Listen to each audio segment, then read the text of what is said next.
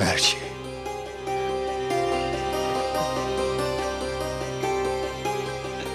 देखिए,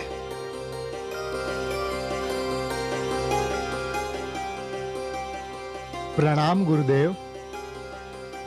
आयुष्मान भव।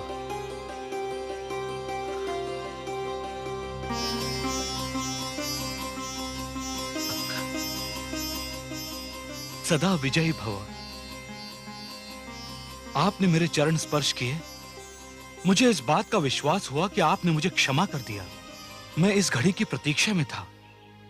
और मैं उस घड़ी की प्रतीक्षा में हूं महर्षि, जब आप उनसे क्षमा याचना करेंगे जो निरपराध होकर भी आपके कठोर शाप का दंड भोग रही थीं।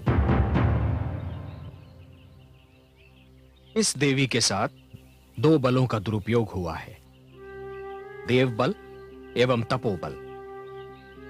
साक्षात इंद्र ने देव बल का दुरुपयोग किया और आपने महर्षि तपोबल का।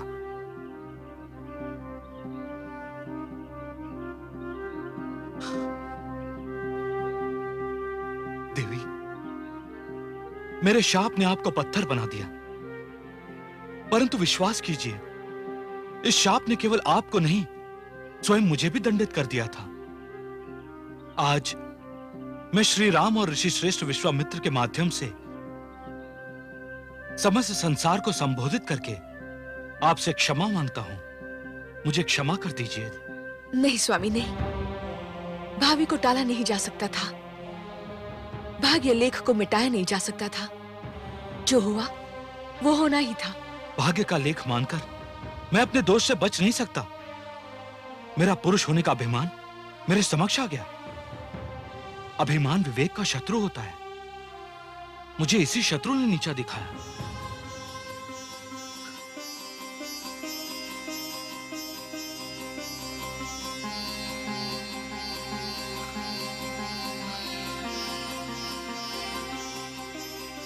ऋषिवर, संध्या वंदन कर ले, फिर हम भोजन करेंगे।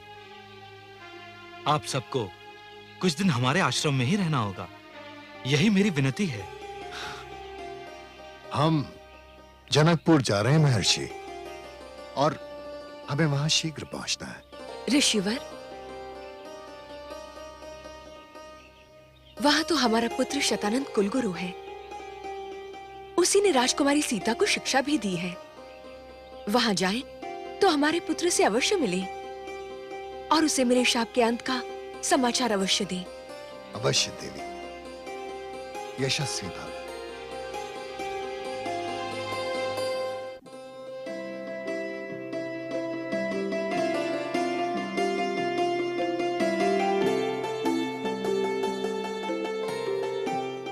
प्रणाम कुलगुरु। आयुष्मान भव, ओजस्वी भव। आपका आदेश हो तो शिव धनुष स्वयंवर स्थल तक पहुंचा दिया जाए। मैं आप ही की प्रतीक्षा कर रहा था राजन। मंदिर के भीतर पधारिए।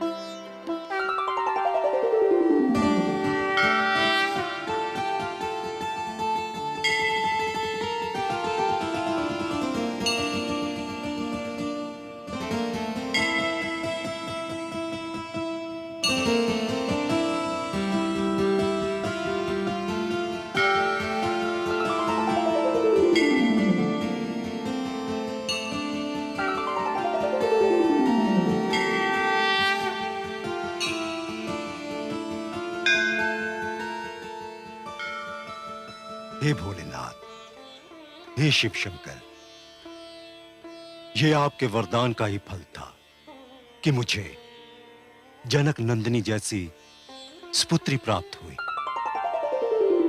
बस एक विनती और, आज आपके धनुष यज्ञ में मेरी पुत्री के लिए एक योग्य वर दिलाने की कृपा भी कर दीजिएगा। जानकी के वर की कल्पना तो मैंने उसी दिन कर ली थी, जिस दिन मैंने इसी मंदिर में एक अविश्वसनीय अचरज देखा था। वो दिन मैं कभी नहीं भूल सकता। ओम नमः शिवाय। ओम नमः शिवाय। ओम नमः शिवाय। ओम नमः शिवाय। ओम नमः शिवाय।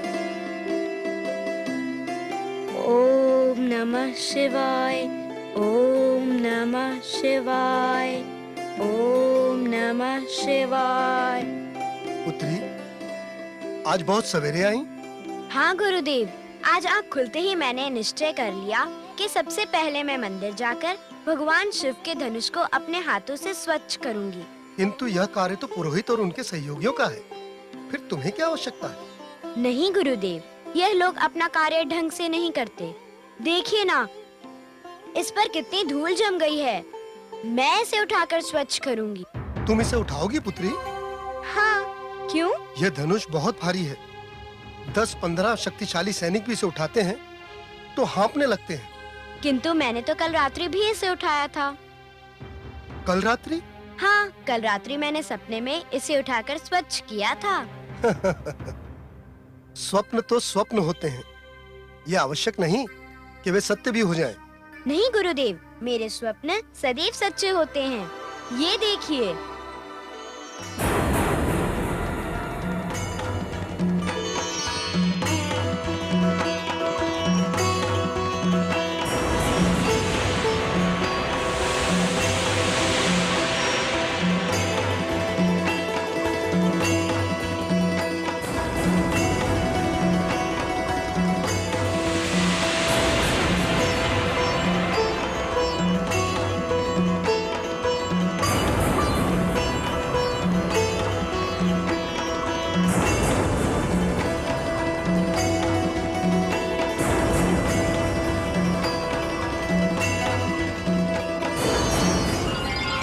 उसी दिन मैंने यह निर्णय कर लिया कि मैं अपनी पुत्री का हाथ उसी के हाथ में दूंगा, जो न केवल मेरी पुत्री की भांति इस शिव धनुष को उठाएगा, वरन इस पर प्रत्यंचा भी चढ़ाएगा।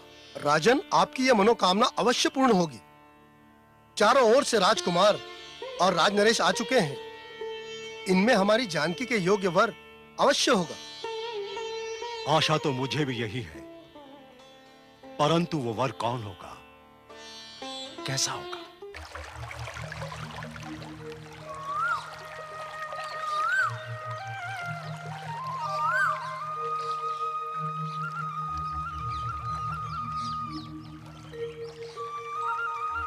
हे पाप विनाशिनी गंगा, हमारा प्रणाम स्वीकार कीजिए। जय गंगे। राम, ये पाप विनाशिनी गंगा इस धरती को तुम्हारे ही पूर्वज महाराज भगीरथ की तपस्या का वरदान है। एक बार कपिल मुनि के शाप से राजा सगर के 60 सहस्र पुत्र भस्म हो गए। उनका उद्धार करने के लिए गंगा का इस धरती पर आना आवश्यक हो गया। ब्रह्मा को तप करहि रे झावा, तब वरदान भगीरथ पावा।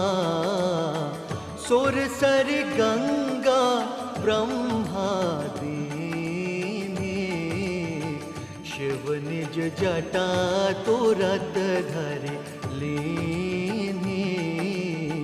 शिव निज जटा तुरत धर लीनी। अनुनय विनय करे जब नृप ने, गंगा मुक्त करी तब शिव ने। अथक परिश्रम के फल पाए, नृप धरती पर गंगा लाए। नृप धरती पर गंगा लाए, नृप की भई ये पुण्य कमाई, भागीरथी गंगा कहलाए, पाप नाशिनी जग कल्याणी, देव ऋषि मुनि कथा बखानी, देव ऋषि मुनि कथा बखानी।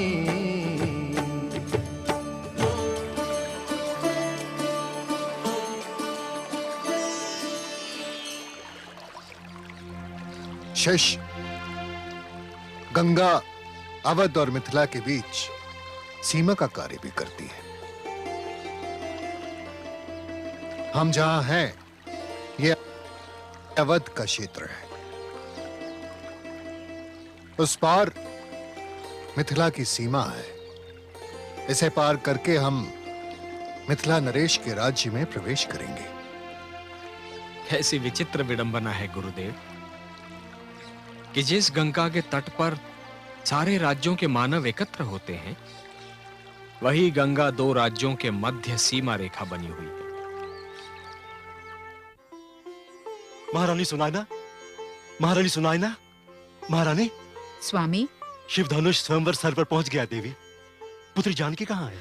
वो तो अपनी बहनों मांडवी, उर्मिला और श्रुति कीर्ति के साथ सीमा पर स्थित ऋषियों के आश्रम में दर्शन के लिए गई है। उसे ज्ञात है कि स्वयंवर निकट है। पता नहीं फिर उसे उनके दर्शन का अवसर मिले या ना मिले। पता नहीं फिर मुझे भी अपनी नयन तारा को देखने का अवसर कब मिले। मेरे मन में आज सुख और दुख का विचित्र संगम हो रहा है। ये सोचकर मन प्रसन्न है कि मैं अपनी पुत्री के प्रति पिता का दायित्व पूरा करने जा रहा हूं, पर यह सोचकर मन डूबा जाता है कि मेरी पुत्री मुझसे बिछड़ने वाली है। पुत्री तो धान के पौधे के समान होती है। जिस प्रकार धान का पौधा जब बड़ा हो जाता है तो उसे अपने स्थान से उखाड़कर दूसरे स्थान पर लगा दिया जाता है, ठीक उसी प्रकार जब पुत्री विवाह के योग्य हो जाती है तो वो पिता का घर छोड़कर अपने पति के घर में बस जाती है और फिर एक नए संसार का जन्म होता है।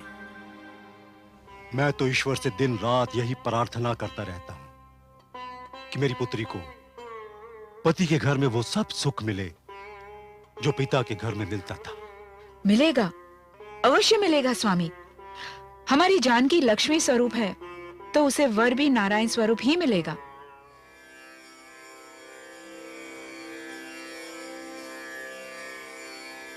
महाराज, प्रणाम गुरुवर। ऋषि श्रेष्ठ विश्वामित्र मिथिला आ गए हैं। मिथिलेश, कहाँ हैं वे? महामंत्री ने उन्हें अतिथि गृह में ठहराने की व्यवस्था कर दी है। मैं अभी उनसे भेंट करना चाहता हूँ। मैं स्वयं अतिथि निवास कक्ष में जाकर उनका स्वागत करूंगा। चलिए।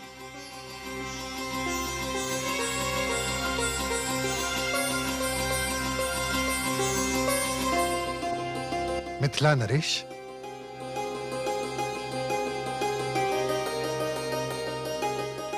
मिथिला के ओह भाग्य जो आपके शुभ चरण यहां पड़े। कल्याणमस्त।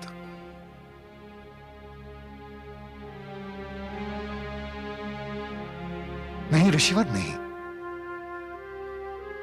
ऐसा मत कीजिए। क्यों ब्रह्म ऋषि? आयु में आप मुझसे बड़े हैं। बड़ा आयु से नहीं होता ऋषिवर, बुद्धि और ज्ञान से होता है। और बुद्धि और ज्ञान की दृष्टि से देवी अहिल्या और ऋषि श्रेष्ठ गौतम के पुत्र मुझसे कम अथवा छोटे नहीं है। ज्ञान पारस के समान होता है, जो स्वयं तो पत्थर होता है लेकिन जिसे भी छू ले उसे सोना बना देता है। हे शतानंद, आपके पास तो वो पारस रूपी ज्ञान है।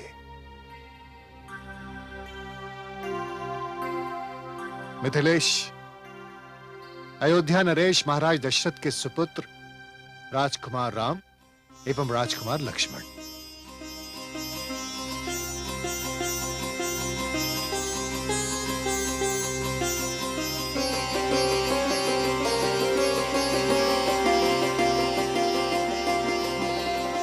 कस्तूरी और पुष्प का परिचय उनके नाम से नहीं, सुगंध से ही मिल जाता है।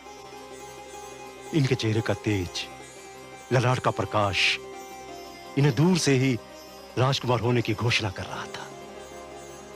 मिथिलेश, किंतु ये यहां राजकुमार बनकर नहीं, मेरे शिष्य बनकर आए हैं, क्योंकि मिथिला आने का न्योता आपने केवल मुझे दिया था, इन्हें नहीं। इन्हें तो मैं यूं ही अपने साथ ले आया हूं। आप इन्हें यहां लाए, इसके लिए मैं आपका आभारी हूं। किंतु मैंने तो अयोध्यापुरी में भी निमंत्रण पत्र भेजा है। महाराज दशरथ से इन राजकुमारों को भेजने की विनती की है।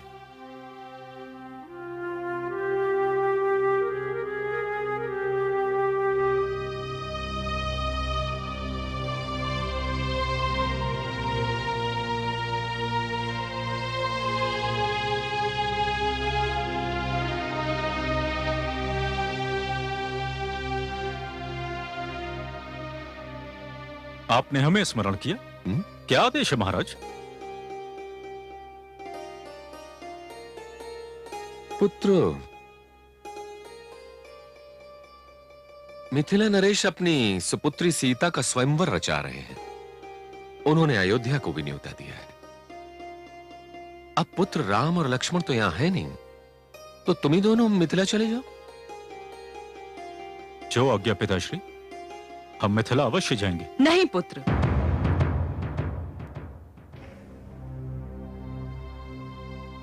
तुम मिथिला नहीं जाओगे।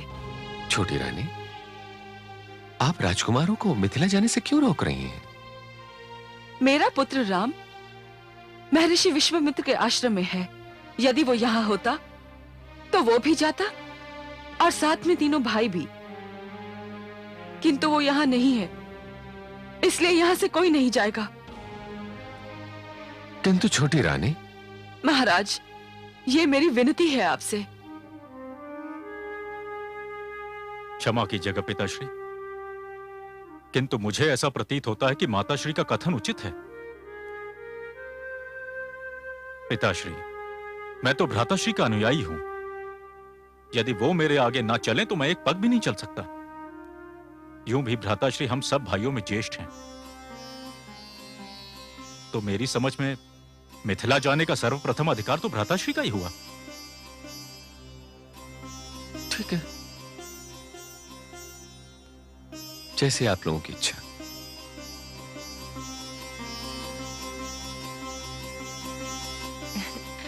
आयुष्मान भव।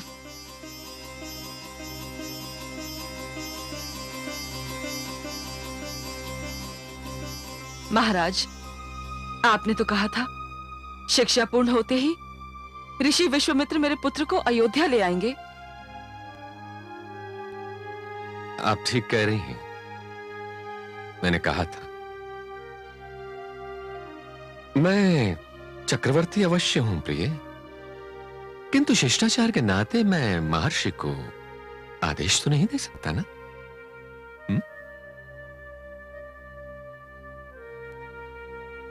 जब उनकी इच्छा होगी वे हमारे पुत्रों को लेकर यहां आ जाएंगे।